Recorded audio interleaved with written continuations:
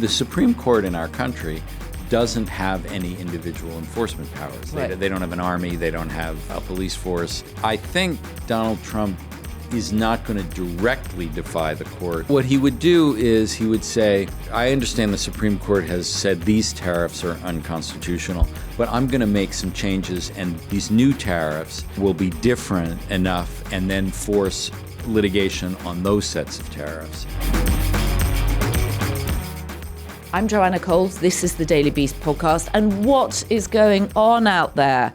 We've got US attorneys resigning, which never happens. We've got Bondi being yelled at by the president because she's not moving fast enough to violate all the norms of the DOJ. And of course, we've got the Supreme Court making elemental decisions, birthright citizenship, tariffs, over the next few months. Well, who better to unpack this with than Supreme Court scholar Jeffrey Toobin? He's written not one, but two books about the Supreme Court. He's a contributing writer for the New York Times, and of course, you probably know him as a contributor to CNN. Jeffrey.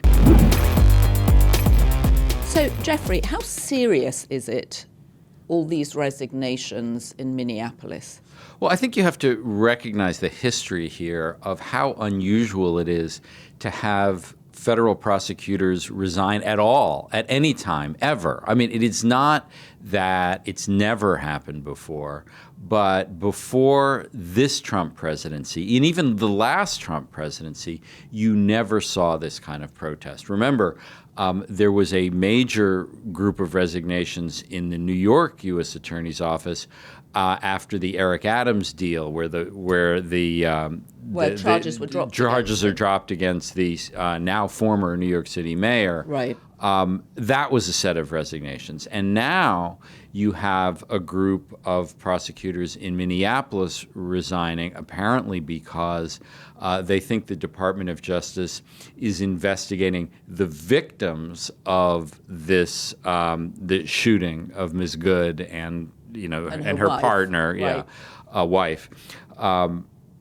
It's incredibly unusual, and I think it's indicative of just how politicized the Justice Department is under Pam Bondi, and how they're facing this unprecedented level of resistance from inside the Department of Justice itself. So I'm dying to come on to Pam Bondi and the whole politicization of the DOJ in a second. Before we do that, so what happens? I was thinking this morning, well, does this mean other prosecutors step up who are willing to go after Good's family, or they are willing to investigate her family?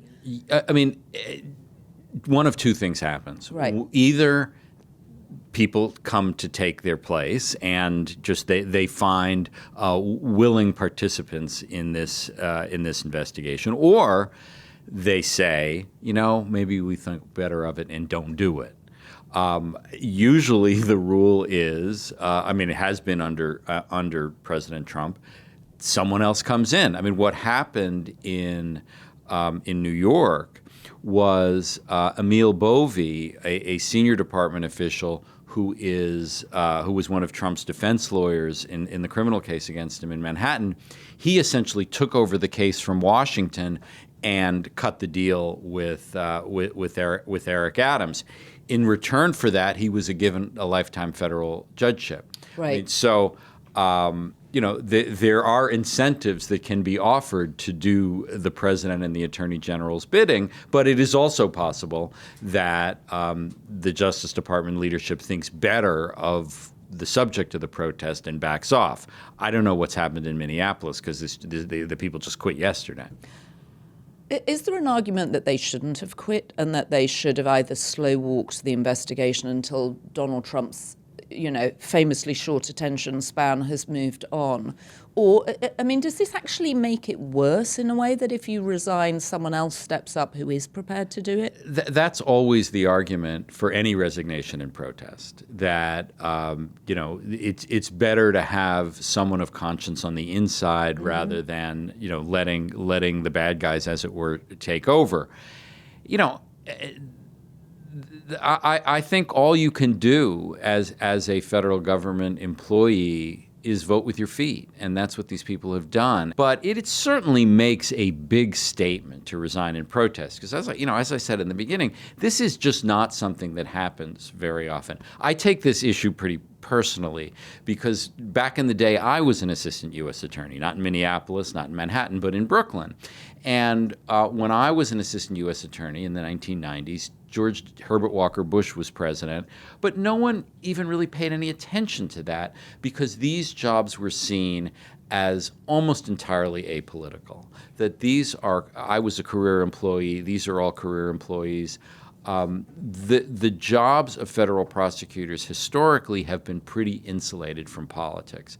And that's what makes what's going on now so extraordinary, because that it's such a shift. And there's been so much pressure from Washington to do the president's bidding through the Justice Department, and it's why you see these resignations. So you've got Pam Bondi, who was a former personal lawyer for Donald Trump. You've got Todd Blanche, her number two. The two of them are running the DOJ. How is the DOJ faring under Donald Trump's second administration? And what are you hearing from people inside the DOJ about how it's going? Well, it's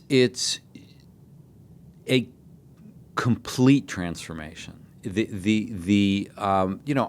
don't think I'm naive to think that the Justice Department could ever be apolitical. Law enforcement always has a political dimension. Right. However, going back to the presidency of Gerald Ford, when he took over after Watergate, there has been this real tradition in the Justice Department of separation from the political agenda of the president and doing just law enforcement. Now, there have been exceptions to that, and that's not a perfect rule, but it has been, by and large, what's gone on.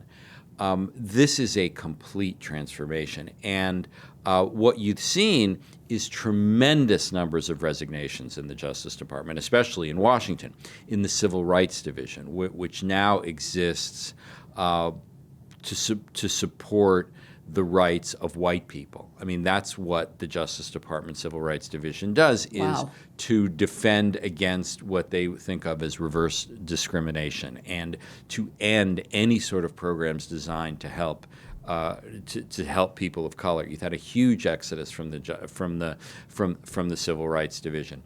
You've had a very great limitation on white collar crime prosecutions.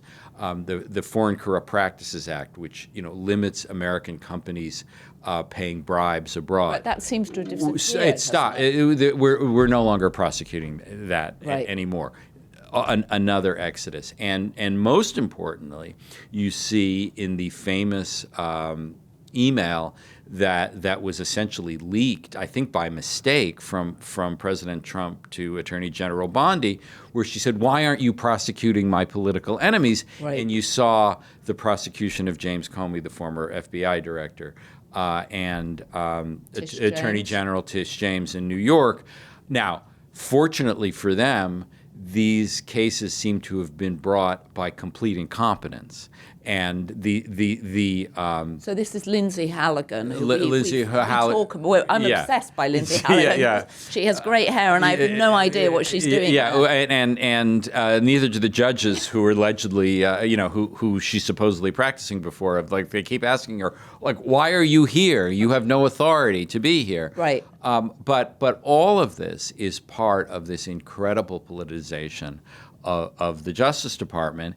And just today, I saw that the Justice Department, the FBI, executed a search warrant at the home of a Washington Post reporter who was investigating some various kinds of wrongdoing. The idea that you would search a reporter's home is such a departure from the traditions of the Justice Department. I mean, this story is just unfolding now, but it's another example of how this Justice Department is breaking norms that have been honored for decades. So if there were a change in administration in 4 years' time, 3 years' time at this point, and the president was Democrat, how long does it take to rebuild? This is a question that is being asked a lot, and I think anyone who tells you with certainty that they know how long or how. Because it requires sort of relying on people to come back in, rebuild it, assuming there'll be stability. Right? Assuming there will be stability, and also, I think one of the important things in the conversations I'm hearing about what will be the world like after Trump is you don't necessarily want to rebuild things exactly the way they were in the past. I mean, there's no guarantee that was some sort of perfection. That how do we make a Justice Department, a Environmental Protection Administration? I mean, all of the parts of the government that Trump has completely gutted, how do you bring them back and do it better? The one thing you know for sure is you can't do it overnight. Right. It will be a complicated process and not an easy process, but there are certainly a lot of people thinking about this issue of a Project 2029, as it were. But it's going to take a long time. And by the way, there's no guarantee that a Democrat is even going to win in 2028, which means you could have President J.D. Vance extending what we're seeing now. Right. And what are you hearing about how safe Pam Bondi is? The Wall Street Journal wrote a piece this week saying that she was under pressure, that Donald Trump was furious, she wasn't moving fast enough. They're clearly leaking against her. So do you think she stays the course? It's worth noting that the president's complaint against her not is that she's violating the norms, is that she's not violating them enough. Right. Right. Is that she hasn't brought enough cases against the political enemies. I mean, remember, too, this is the week that we learned that there was a criminal investigation of Jerome Powell, the head of the Federal Reserve, right. Another political enemy of the president under criminal investigation. He appointed, and what a transparently bogus investigation right. involving, congressional testimony about the physical structure and the renovations of the building where the Fed is. It's such a transparent attempt, as Powell himself said, to intimidate him. So the idea that, Pam Bondi being forced out, it could be worse, the replacement. Right. So I really have no idea whether she's on thin ice or not, but it's certainly not Donald Trump's complaint that she is violating the norms. Right. No, he's thrilled she's violating the norms, right? He wants more norms violated. So who stands up for the Justice Department at a moment like this? Well, you have members of Congress who are speaking out, but you're talking about a Democratic minority that has no power at the moment, can't call hearings in either the Senate or the House, and you have a Republican majority in the Senate and the House that has been, at least so far, almost completely quiescent and completely subservient to Trump. You have a lot of former members of the Justice Department, people who served under both Democratic and Republican presidents, who have spoken out and said this is not right, what's going on, but they don't have any actual power to do anything about it. I mean, usually what happens, even in normal Republican administrations, you have members of Congress speaking up and using their power to issue subpoenas, to conduct investigations, to challenge or limit the budget of the Justice Department. But Donald Trump so completely controls the Republican Party now, we haven't seen that. So, just to answer your question of who stands up, no one with any power is standing up. Right. All right, so let's move on to the Supreme Court, which I know you've written a book about. I mean, you've written lots of books, but specifically about the Supreme Court and the power and the personalities going on there. 6 conservative judges, and we're expecting them to come in with a lot of really important decisions. Tariffs, birthright, citizenship, the list goes on and on. How is the Supreme Court faring under Donald Trump? Well, I think the Supreme Court has been so far, and I want to say so far, not the verdict is not fully in, but it's been a very much a handmaiden to President Trump. I remember one of the signatures decisions of this Supreme Court has been the Trump case itself, Trump versus United States, decided in 2024, where they said essentially Donald Trump and any president is essentially immune from criminal prosecution ever for anything he does. For anything he does in the as job president. as president. Yes, right. Even if Harris had won the presidency, basically made the criminal prosecution of Trump impossible because of the rules they set up. Most of the cases that the Supreme Court has handled so far in this first year of Trump's second term, they have allowed the president to do what he wanted on issues like immigration, budget. But there are major issues still outstanding. The two you mentioned, I think most prominently, whether the president unilaterally can impose tariffs and whether he can end birthright citizenship. I think there's a better chance that the Supreme Court stands up to him on those issues than what we've seen before, but we don't know the answer to that yet. So when they're making a decision, to what extent are they thinking about the political ramifications the decision is going to have? I know they're not supposed to, but how can they not? They obviously understand that the political stakes of the decisions that they make. They are very savvy individuals. They follow the news. They follow politics. They know exactly what's going on. Now, they also believe, and I think sincerely, that what they are doing is applying the law, applying the Constitution, applying the statutes. And they work within that framework, but they are acutely aware of the political stakes of what they're doing. Okay, so I thought that what we could do as a fun game, Sure. because you know them better than I do, is I could give you each of the 9 justices' names, and you could give me one word to sum them up. Well, how about a sentence? A sentence is fine. Sentence okay. is fine. Yeah, all right. All right. I'm a lawyer. I have hard limiting myself to one To word. one word, Yeah. as long as we don't have to pay you for more right words. now, that's right. Yeah. All right, so I'm a cheap date. all right, John Roberts, who's obviously the chair. Chief Justice. Chief Justice. Yeah, who must have thought, who can't have seen this in his future. He must have been so excited when he got that job. Well, I mean, I think it's important to remember that the Chief Justice is a conservative and a Republican. I think the most important thing to know about Chief Justice Roberts is his experience as a young lawyer in the Reagan administration. That's what Right. he did after he got out of law school and his clerkships. And one of his big causes there were protecting executive power and limiting civil rights, limiting affirmative action, ending the Voting Rights Act. These are causes that are very close to his heart. So Trump v. United States, the end of affirmative action, the almost end of the Voting Rights Act, all conservative causes that Roberts definitely believes in and has happily led on the Supreme Court.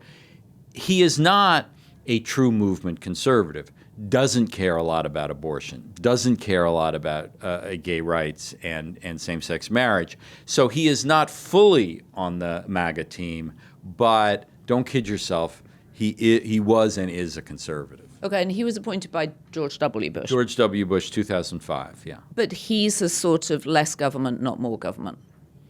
Yeah, I think that's safe to say, although he is someone who believes in a powerful executive. You know, one of the big issues when he was coming up as a lawyer was, after Watergate, the presidency being weakened vis-a-vis the courts, vis-a-vis Congress. So he's someone who's not for small government when it comes to the president.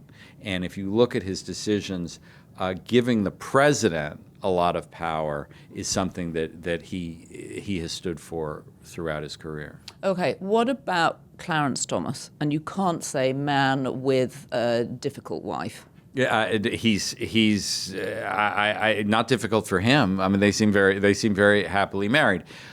He is now the senior justice in terms of tenure on the court. He was appointed in 1991. He's now approaching one of the longest tenures in Supreme Court history. And I wish I could do the math fast enough to figure out how long is that. 35 years. Okay, 35 years. Wow. And he has seen views that he expressed early in his tenure very much as an outsider on the court become the law of the land. I mean, he has been vindicated by the Republican appointees to the court. So anti-abortion. And, overturning Roe v. Wade, right. which ultimately happened. Giving individuals a constitutional right to own firearms under the Second Amendment, a great cause of his. He was the only justice who believed in it in 1991. By 2008, the court embraced a constitutional right to bear arms. Lots of these, more on the social side, lowering the barriers between church and state, something he feels strongly about, making it easier to conduct executions, all of which are Thomas causes that have come to command a majority on the court. Okay, and then do we care that his wife told people that they should keep protesting over January the 6th and that... I mean, the ethical issues around Thomas are so extensive. You have to start with, the circumstances of his arrival there, where Anita Hill, a former aide to him, told Congress, how he had sexually harassed her back when she worked for him. Yes, his wife is a big political activist. I actually think that is of less consequence. We live in a world of two career families. I don't think she was a political activist before she married Clarence Thomas. I think she's entitled to her career. I think a much more serious issue is the fact that he's been given all these gifts worth hundreds of thousands of dollars from people, right-wing billionaires with business before the court. I think that's a lot more troubling than Ginny Thomas's political activity. But there is no remedy for misconduct by Supreme Court justices except impeachment by Congress, and that's so difficult and so cumbersome. It's never going to happen. And they don't have their own code of ethics, right? That's another weird fact about the Supreme Court, is that lower court federal judges, appeals court judges, district court judges do have a code of conduct that they are obliged to follow.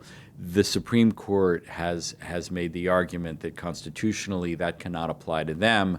They say they apply in some general way to some general code of conduct, but the fact is there is nothing binding that's imposed on them. Right. So he can carry on taking expensive holidays from people who want to curry his favor. Correct. He apparently is not doing that anymore, but there's nothing stopping him. Okay. All right. So Samuel Alito, also long-serving. Correct. He is the next most senior Associate Justice after Thomas, appointed in 2006 by George W. Bush. He replaced Sandra Day O'Connor. And I think the replacement of O'Connor by Alito was a real turning point in the court, because O'Connor was a true moderate. She was not a liberal by any means. She voted for George Bush in the infamous case of Bush v. Gore. Right. So, but when it came to abortion rights, when it came to the death penalty, when it came to affirmative action, she was on the liberal side on those issues. Alito was not only conservative when he took office in 2006, he's gotten considerably more conservative over the course of those 20 years. For reasons that remain mysterious to me, there is a tremendous anger in Justice Alito. You see it in his off-the-bench statements. You see it. He feels perpetually aggrieved. For a guy who keeps winning all these cases, who is the author of the Dobbs decision, which overturned Roe v. Wade, I mean, things seem to be going pretty well for him. Why he's so angry all the time, I don't get it. But he seems at this point very much to embody a sort of Fox News approach to his work, and he too is winning most of the time. So if you're Samuel Alito or Clarence Thomas, are you irritated? I would say that's a far-fetched hypothetical if I were Clarence Thomas or Samuel Alito. But go ahead, ask your question. But are you irritated by John Roberts? John Roberts is younger. I mean, how does it work in terms of, like, you would think that perhaps the most senior of the members, who's been the most longest serving, would be the Chief Justice. No, that's not how the Supreme Court operates. Very strictly according to seniority rules, but according to those seniority rules, regardless of length of tenure, the Chief Justice is always first. And the most important power that the Supreme Court, that the Chief Justice has, is when he is in the majority, he can assign who writes the opinions. Okay. And opinions come out very differently depending on who writes them, even if they're, the justices are on the same side. So that's, but if Roberts is not in the majority, then it goes in seniority in terms of tenure. So Thomas first, then Alito, then Sotomayor, then Kagan, et cetera. That is a significant power. I think, based on my reporting, Thomas and especially Alito regard Roberts as what a lot of right-wing Republicans call a squish. Someone who is not a fully on board with the Republican agenda, that he's sort of almost there but not there, and that's a source of frustration to them. But there's no doubt at the Supreme Court that when it comes to seniority, the chief is always first. Okay, and do the conservatives all get on? One of the metaphors that's always been useful to me in describing the Supreme Court is that it's like 9 separate law firms, that they understand that they are stuck with each other. Right. That these are lifetime appointments. Yep. So they serve year after year, decade after decade together. And Chief Justice Rehnquist, who was Roberts' predecessor, established a kind of norm of good fences make good neighbors. Don't harass each other. Let's just do our votes. We're going to disagree some of the time. But it is not an especially collegial place. They sit together for oral arguments. They have their conferences on Friday afternoon where they vote together. But they don't spend a lot of time together. The days of close friendships among the justices have really passed. And I think Rehnquist was pretty wise to say, look, just leave each other alone and let us do our jobs. Right. So does John Roberts have like an annual Christmas party where he invites people and they all come? Yes, there are events, and they have a certain number of lunches together, and they especially which Sandra O'Connor was someone who really tried to cultivate a relationship among the justices. Of course she did, because she was the first woman. Well, she was the first woman, and she also had been an elected official. She was a politician, a state senator in Arizona. She believed in, talking and trying, and she would bring in guests to talk to, all 9 justices, artists from the Kennedy Center. The Trump Kennedy Center, I think. Yeah, it was the Kennedy Center then. Right. But since O'Connor's left, there hasn't been someone who's really tried to do that. And yes, there are certain events that they all go to, but it is not a warm and cuddly workplace. Okay, all right. So let's go through the remaining justices. What about the? Well, I'm not going to club the women together. That's not fair. So but I mean, it's not that you're clubbing the women together. It's the 3 Democrats. Right. It's the 3 Democrats. There are 4 women, but there are 3 Democrats. I mean, right. Sotomayor and Kagan were both appointed by President Obama. Justice Sotomayor New Yorker from the Bronx, first Hispanic to be on the court. Very liberal, very outspoken person. Elena Kagan, also from New York, but from Manhattan, someone who came out of the law professor world, also worked in the Clinton White House, had been the Solicitor General. More of an institutionalist, but also definitely liberal, aligned with Sotomayor most of the time. But the two of them, one appointed in 2009, the other appointed in 2010, in important cases have been in the minority almost their whole career. Right. So it's, timing in the Supreme Court is everything.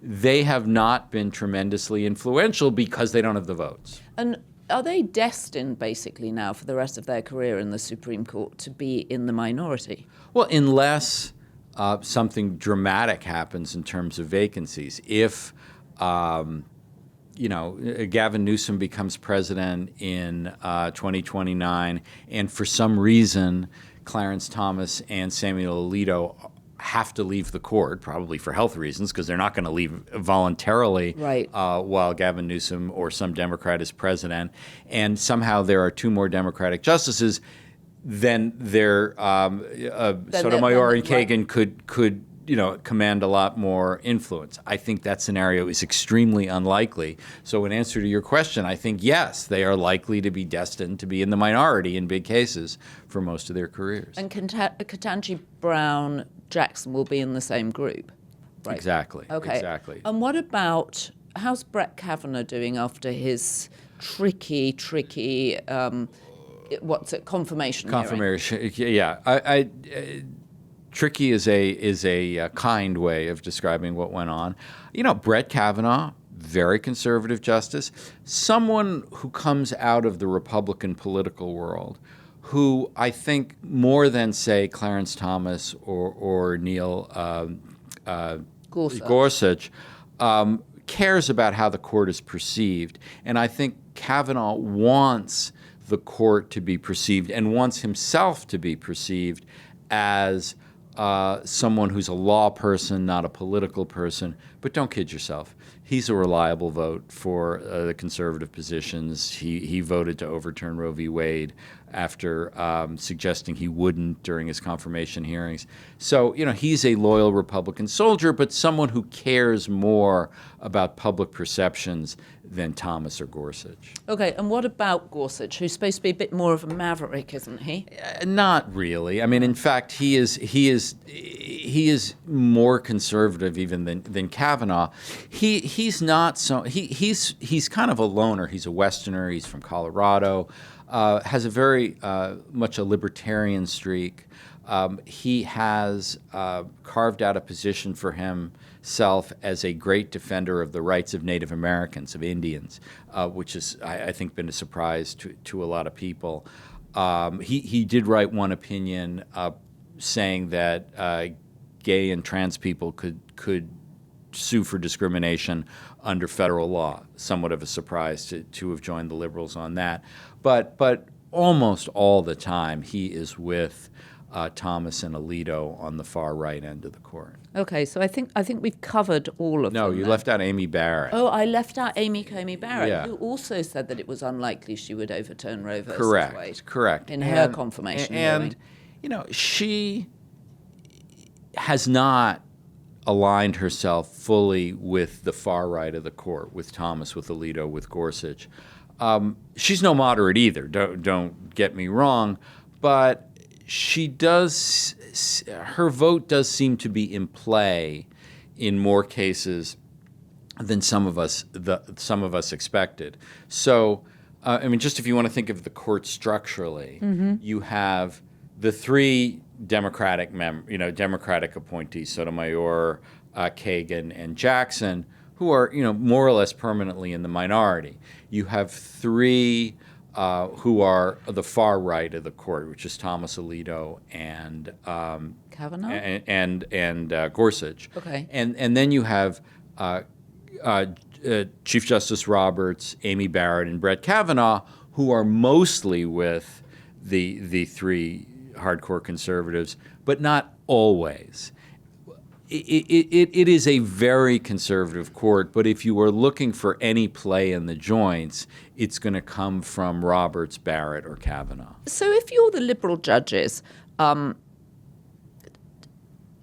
is the point in being there at this point? Well, remember, the Supreme Court decides about 75 cases a year. 10 to 12 are very high profile. But a lot of the others are very important in the legal world. These justices, and they are not all decided 6-3. There are a lot of them that are decided, unanimously, and these justices get to write some of those opinions. So, we talk about the Supreme Court as if all they ever do are these big, high-profile cases. There are, in fact, lots of cases, and they are very important. Even if they're not, and the liberal justices get to write their share of those. It is also, a great tradition in the Supreme Court that to write dissents that sometimes in later years become law. Famously, at the turn of the century, Oliver Wendell Holmes and Louis Brandeis wrote a series of dissents about free speech issues, which once the Warren Court came in the 1960s, were essentially adopted by the court as the law of the land. So there is always the hope in writing a dissent that future generations see that and think that was right all along. It's also a bummer to be in the dissent all the time. Right. Justice Sotomayor has talked about going back to her chambers and crying sometimes because she's so upset about what the court's doing. So, I don't want. It's certainly better to be a Supreme Court justice in the majority than in the minority. It's still a pretty good job, even if you're in the minority. So Alito and Clarence Thomas have been there a long time. Is there any chance that they would resign? Yes.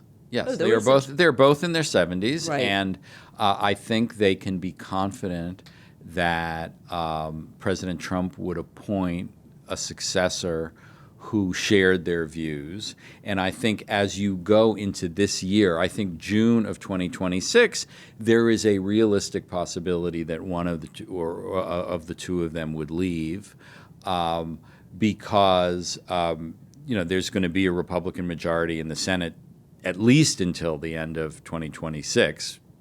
So that conversation will take place. At the end of the day, I think neither Thomas nor Alito will leave. They both have all their marbles. They both are writing opinions on issues they care about.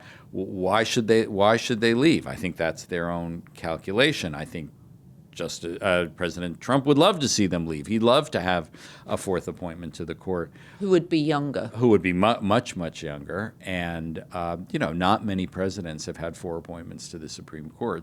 No one since Nixon. Reagan, I think, had only 3.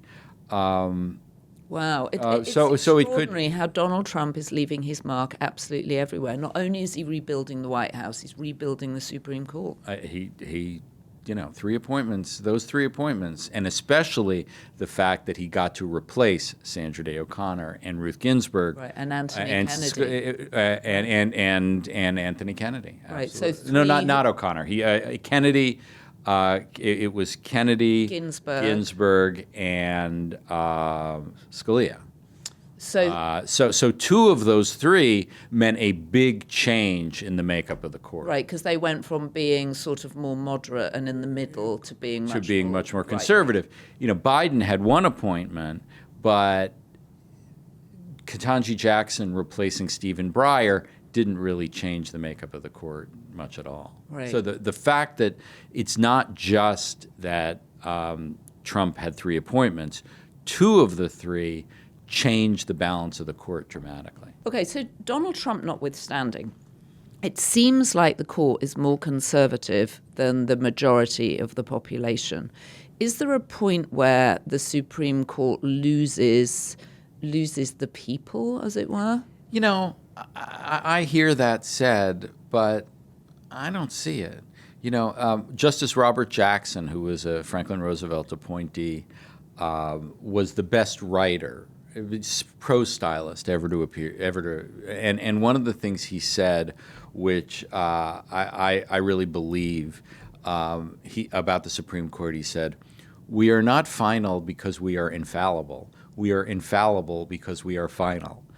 They have the last word to an unusual degree among democracies compared to Great Britain, compared to India, compared to Canada. The power of the United States Supreme Court to declare laws unconstitutional without any possibility of review is greater than any other democracy, Germany, France, to pick your country.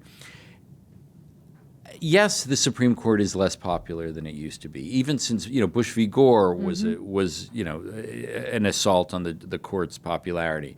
The Dobbs case overturning Roe v. Wade, ending affirmative action, limiting voting rights. These are things that are not popular with the rest of the country. And I think the attitude of the Supreme Court, by and large, is, so what? What are you going to do about it? And the answer is nothing. Nothing. Yeah. So the one person who might do something about it turns out to be President Trump, right? Because he loves overturning institutions and he likes even Donald Trump, there's not much he can do about the Supreme Court. And I think we're going to see now the tariff decision. He has, to an unusual degree, in typical Trump fashion, has been lobbying the Supreme Court to vote to uphold his powers. Right. But if they say no, if they say you can't impose these tariffs, I don't think there's anything you can do about that. Well, it sounded like from the questioning they had, there might be a moment where they didn't approve the tariffs, but didn't, just because of the sheer logistical nightmare of it, grandfather the decision into when he started. So we're that's in the rearview mirror, but going forward you can't. That's impose. A definite possibility that's something that the court could do. That if you say that the president doesn't have the power and never had the power, the people who had to pay the tariffs could go to the government and said, "Give me my money back." Right. That's a recipe for chaos. Right. I think the court understands even that. more chaos. Right. But it certainly logistically would be a lot easier to say, just not going forward. No presidential tariffs going forward. But even though in the oral argument it seemed the court was heading in that direction, I have been burned myself making too many predictions about what the court will do based on what they say at oral argument. Famously, during the Obama administration, the Obamacare case, where they were asked to overturn the Obamacare law as unconstitutional, it seemed like there were 5 votes against it from the oral argument. That's what I said when I covered it, and I was definitely wrong when it turns out they upheld the Obamacare. Right. So do you have any insight into the birthright citizenship, which is also in front of them? Yes. I mean, that seems incredibly complicated. Actually, one of the least complicated cases really? that you can imagine, because if you read the text of the 14th Amendment, you don't have to you don't have to be a lawyer to read the text of the 14th Amendment, which says all persons born in the United States.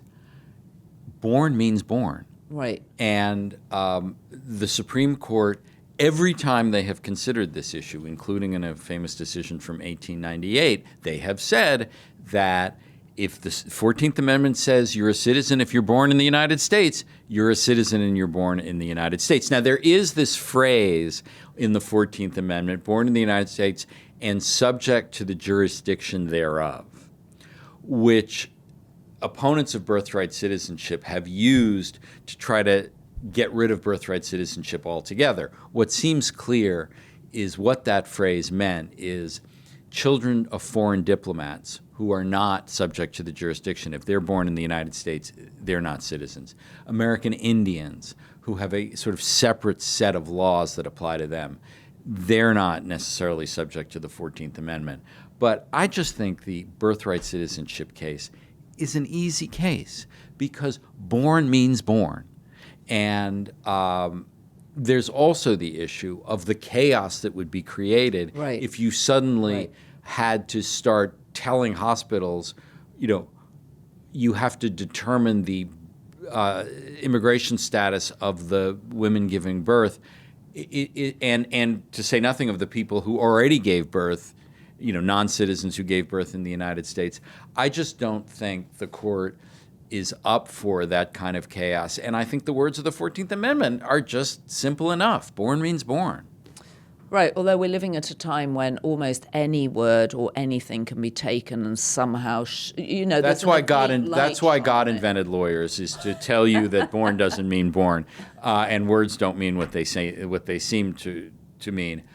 Sometimes they actually do mean what they say, and I think at least as far as birthright citizenship goes, I think even this Supreme Court is not going to go that far. But that case hasn't even been argued yet in the Supreme Court, so we haven't heard their questions at oral argument. We just sort of know their track record. We know the legal history of the issue, so we'll know more. That case is not going to be decided until at fall of 2026 at the earliest. Okay. So, all right. So final question for you, which is sort of law adjacent, which is that in the Epstein files, the Clintons have been subpoenaed. Yeah. They appear to have ignored the subpoenas, as far as we know.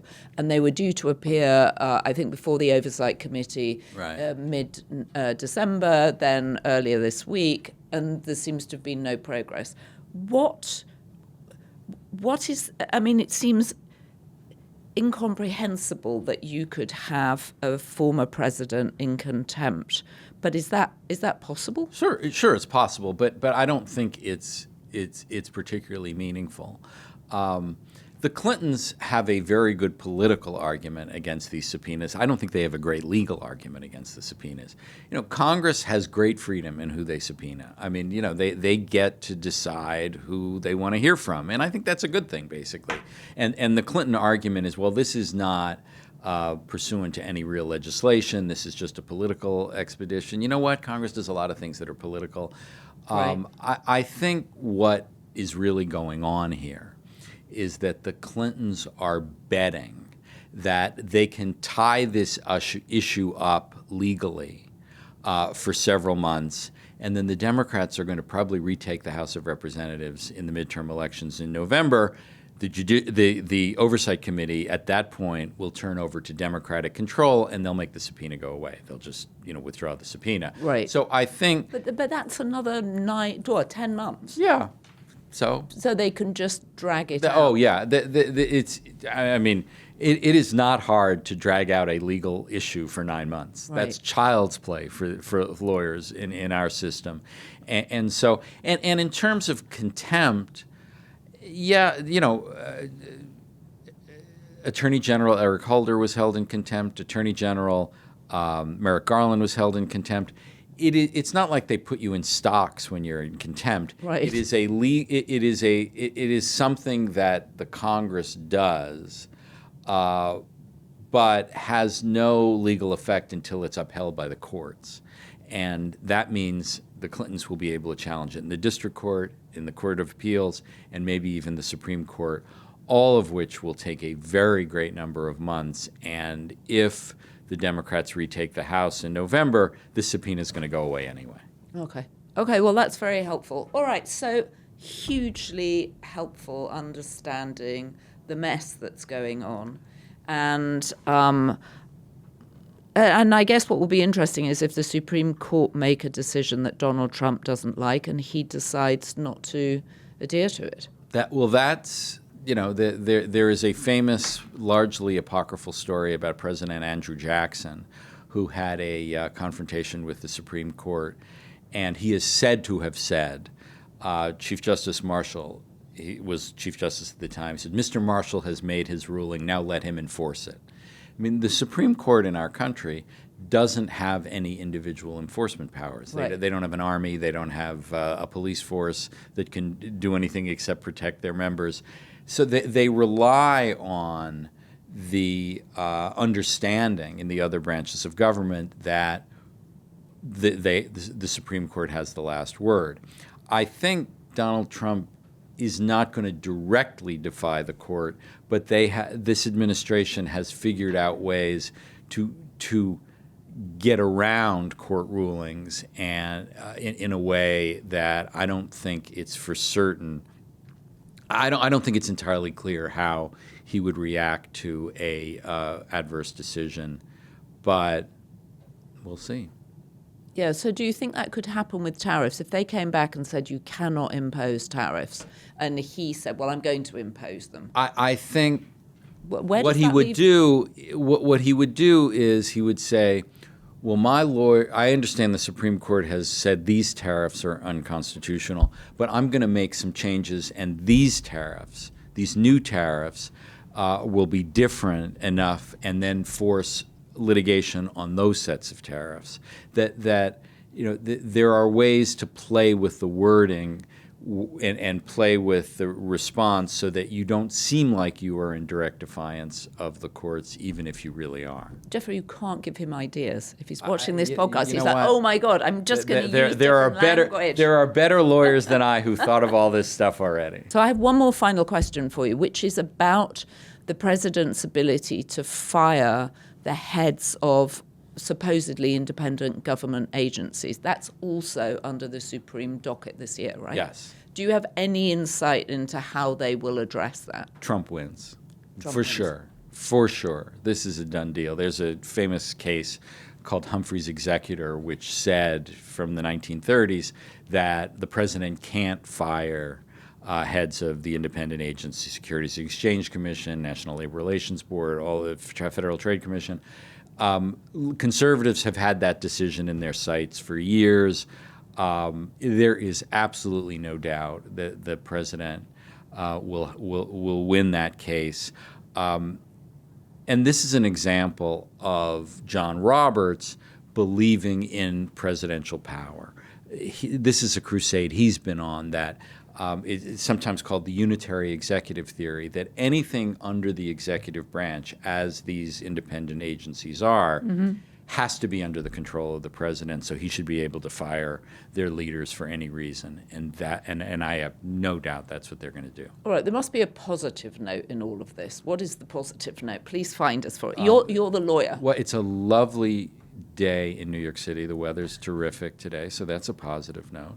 What about lawyers' bills? Are the lawyers' bills going up because there's so much more legal work? There's plenty of legal work. Look, we're gonna. I was talking to a law professor about this yesterday, and I said, well, like, how bad are things? It was sort of a similar question. It's like, well, he said, look, I'm not going to pretend things are anything other than bad, but you know what? We're going to have an election in 2026. We really are going to have an election, and the idea that Donald Trump is somehow going to cancel the election or interfere in a serious way is I don't think realistic, and we'll see.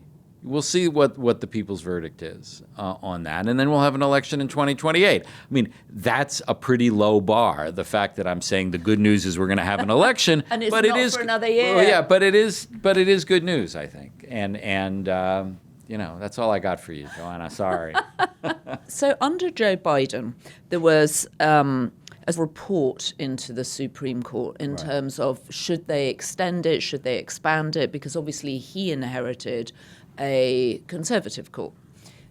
How long would it take or what would it take to actually sort of, if a new Democratic president were coming in and he wanted to offset the conservative nature of the Supreme Court, what would it take? Well, I think one thing a lot of people don't know is that the Constitution establishes a Supreme Court, but it does not set the number of justices. That is something that's set by statute, by Congress. So, and in fact, in the early years, from in the early 18th century to just after the Civil War, the number of Supreme Court justices actually varied. That Congress changed it several times, and it was only after the Civil War that it was set at 9.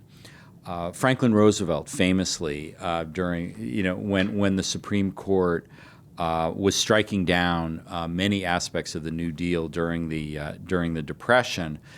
He came up with what was known as the court packing plan, where he was going to raise the number of justices for every justice over the age of 70. It was packaged as an attempt to help the elderly justices. It was transparently an attempt to raise the number of justices, and he could appoint the new ones so they could overturn. What happened instead, this is the good thing about getting elected 4 times as president, those justices just retired, and Roosevelt wound up having 9 appointments to the Supreme Court, and the court wound up doing his bidding on those issues. Tomorrow, Congress could pass a law, if the president signed it, and said there are now 15 justices on the Supreme Court, and the new president could appoint 6 of them. That could be done. There are also possibilities, and here is where there are constitutional issues. They could set mandatory retirement. That might take a constitutional amendment. Might set term limits. I mean, there are many proposals out there for term limits. I think they're good proposals. You probably would need a constitutional amendment to do it. But frankly, when you look at how our Congress is as polarized as it is, and you'd need 60 votes in the Senate to get past a filibuster on these things, to say nothing of passing in the House, increasing the number of Supreme Court justices so that the incumbent president got a bunch of new appointments, it could theoretically be done, but I think it's just extremely unlikely. It could also backfire with the next president then, doing the same thing. Judges, exactly. Right? Exactly. I mean, and that's one of the arguments against it, is once you open that Pandora's box of increasing or decreasing the number of Supreme Court justices, it could become sort of like what redistricting has become. There was a norm that said, congressional districts are only changed once every 10 years after the census. Right. Now, of course, it's open season all the time, and we have Texas, we have California, we have all these states that are changing. That's the worry about any sort of change on the makeup of the Supreme Court, is that once you change it once, it becomes something easier to change. Okay, so you mentioned term limits. You wrote an excellent piece in the New York Times last week arguing that Judge Alvin Hellerstein, who's been put in charge of the Maduro case, should not be in charge of the Maduro case because he's going to be 93, which feels very old to take on a case. I don't think it feels like very old. I think it is very old. 93 is not the new anything, as far as I'm concerned. I don't know, 93 could be, if you're a fan of it's looking better and better to me every year. But, So what would should there be age limits? How would you deal with this? I mean, 93 seems very old to drive, let alone oversee a case of a South American dictator. Well, this again, this comes from the Constitution. Article 3 of the Constitution, which covers the judiciary, says judges should serve during good behavior. What that means is, unless you're impeached, you can stay indefinitely, and there are judges who have stayed into their 90s. There have been norms. There have been part of the judicial culture. Falling asleep in their cases. Which is just it's a bad, and there is peer group pressure among judges not to embarrass the judiciary and stay too long. But there have been sleeping federal judges in history. Many states, like New York, for example, have mandatory retirement for judges at 75. I think that would be a good rule. Why is Judge Hellerstein still there, then? Well, because he is a federal judge, and federal judges have no mandatory retirement because they can serve during good behavior, which means until you're impeached, and judges have historically never been impeached. I think the combination of public pressure and pressure from his colleagues will lead him to let another judge take the Maduro case. I'm pretty confident about that. I have no illusion about the power of my journalism. My record is almost perfect in having no influence on the outcome of events. But on that one, I think there may actually be some change. Well, you certainly started a conversation about it. I don't think anybody realized he was going to be 93 when the case really got going. And the minute you hear it, you're like, okay, this makes no sense. No good. Unfortunately, it makes no sense. All right. Thank you so much for coming in. Really, please promise that you will come back when we have big decisions that we need to unpack. My pleasure.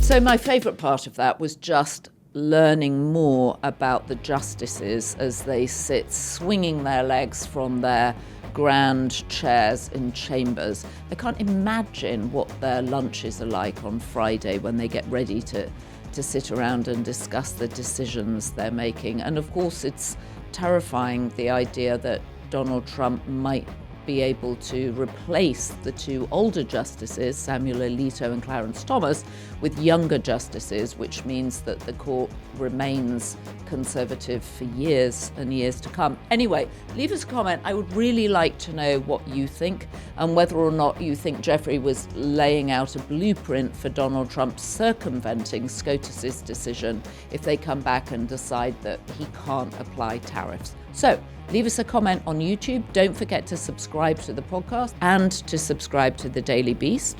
And what else? Oh, yes, I know. Join the Daily Beast community. You can become a B-Beast tier member, which means you get lots of extra things. It's all good. And you get dinner with Michael Wolff. Kind of.